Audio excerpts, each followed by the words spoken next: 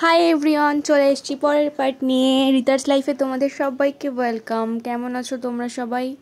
তো লাঞ্চ করে আমরা সবাই একটু রেস্ট নিয়েছিলাম। তারপর ভাবলাম যে একটু ওপরে যাই, কারণ পুলে নামা হয়নি। ভেবেছিলাম বিকেলের দিকে পুলে নামবো। তো এই যে সবাই আমরা পুলে চলে এসেছি। আচ্ছা, তোমরা আমাকে একটা কথা বলো, তোমরা কি ভূতে কেউ বিশ্বাসী? এমন কেউ আছো যে ভূতে ভয় পাও? আমি অ্যাকচুয়ালি ওরকম কিছুই না।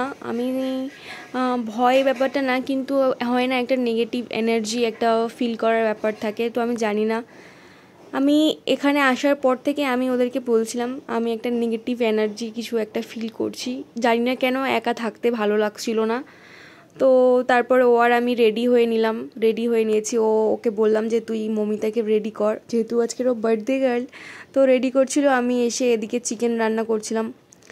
অ্যাকচুয়ালি আমার কাছে এই ভিলাটা কেমন পুরনো লাগছিল, জানি না কেন। বেডরুম থেকে শুরু করে ওয়াশরুমে সবটাই কেমন পুরনো একটা ভাইব দিচ্ছিল। তারপরে আবার ক্লিনও ছিল না খুব একটা। তো কি করা যাবে, আমরা একটা দিনের জন্য এসে এনজয় তো করতেই হবে। তো দেখো, তোমাদের সাথে কথা বলতে বলতে আমি আলুটা ফ্রাই করে নিয়েছি, আর গোটা গরম মশলা তেলে দিয়ে দিলাম, একটু তেল দিয়ে। তো যেভাবে চিকেন করার আগে কষায় আমি কষিয়ে নিলাম।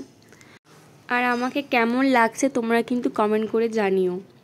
তো এই তো কথা বলতে বলতে মমিতাও রেডি হয়ে চলে এসছে, ওর সাথে জুথিও চলে এসছে। জুথি এবার পায়েসটা বানাবে, আর এরপরে আমরা ওপরে গিয়ে কেকটা কাটবো।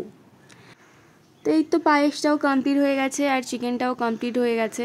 তো যেহেতু 12টা বেজে গেছিলো, আমি ওকে বললাম যে ওকে একটু পায়েসটা খাইয়ে দে। পায়েসের ভাগ্যটা না সবার হয় না। ও ভীষণ লাকি যে কেউ একজন বাড়ির বাইরে ওর জন্য পায়েস রান্না করে ওকে খাওয়াচ্ছে বার্থডের দিন। ভীষণ লাকি ও। এত ভালো লাগছিল। 7-8 বছর হয়ে গেছে আমি বাড়ির বাইরে, তো বাড়িতে যাওয়া হয় না, আর পায়েসও হয় না ভাগ্যে। সব কিছু কমপ্লিট করে ওপরে চলে এসেছি কেক কাটার জন্য। প্রায় 1টা বেজে গেছিলো কেক কাটতে কাটতে। আমাদের সবটাতে লেট হয়ে গেছে, কি করব, বেরোতেই লেট হয়ে গেছে, তো সবটাতে লেট তো হবেই। তো দেখো, আমি ওর কেক কাটার ভিডিওটা করতে পারিনি, ওর ভিডিও করা হয়নি ফটো তোলার জন্য। তো আমরা সবাই কেক ফেক কেটে ওপরে একটু বসে আড্ডা মারছিলাম। দিয়ে নিচে এসে ড্রেস চেঞ্জ করে ডিনার করে ঘুমিয়ে পড়েছিলাম। এই তো সকালও হয়ে গেল। আমি জানি না কেন, আমি যখনই কোনো ভিডিওতে এডিট করতে বসি, ভয়েস ওভার দেওয়ার চেষ্টা করি, তখনই যত রকমের গাড়ি, যত রকমের সাউন্ড তখনই আসার থাকে। আমি যে কতবার কাট করে ভয়েস ওভার দিই, তোমরা মানে বিশ্বাস করতে পারবে না, এতটাই প্রবলেম হয়।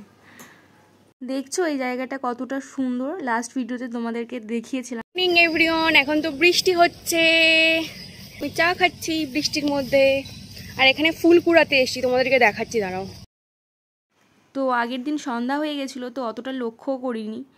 তো সকালে এসে দেখছি এটা একটা কাঠগোলাপের গাছ, ভীষণ সুন্দর লাগছে, আর ওয়েদারটা ওই দিন ভীষণ সুন্দর ছিল। দেখো, ওর কাছে যেতেই একটা ফুল ওর গায়ের মধ্যে পড়ে গেছে। তো ও আমাকে বললো যে সুচি দিয়ে আসো, তোমাকে একটু ফুলটা লাগিয়ে দিই। তো ওকেও আমি বললাম যে তুইও ফুল লাগিয়ে চলে আয়, দুজনে একটা সেলফি তুলি। তো মেয়েদের ফুল তো দেখলেই হয়, সেলফি তো তুলতেই হবে।